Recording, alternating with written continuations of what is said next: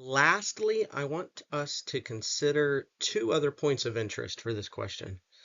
It is commonly thought that Jesus began his ministry at the age of 30 and died at the age of 33 years old, having a ministry of 3 years.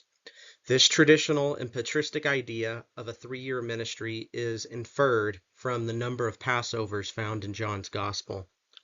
However, if we consider the most recent scholarship on dating various biblical events, it's quite possible Jesus was at least a little older than 33.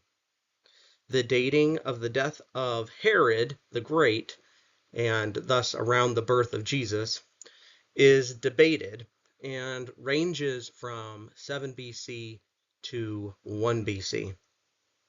Now, Jimmy Akin persuasively argues for 3 or 2 BC for the birth of Jesus, and this is actually the consensus of the early church fathers, which would make Jesus as old as 35 years old if he died, most likely in 33 AD.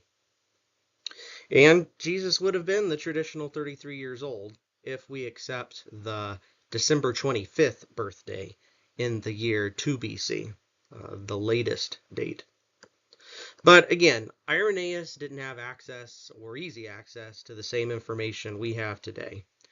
And even today, there is some wiggle room for error, perhaps.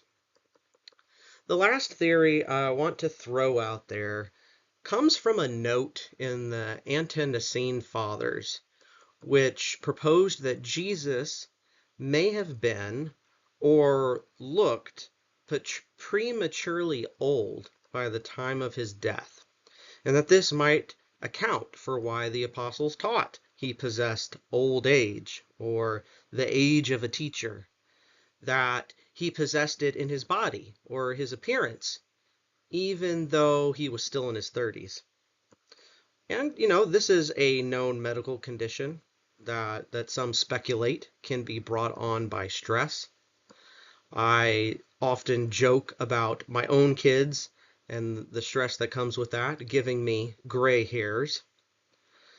Anyway, I find this proposal to be very intriguing, possibly helping explain what is going on with Irenaeus and his testimony about Jesus passing through every age, including old age, in order to sanctify every age, including old age.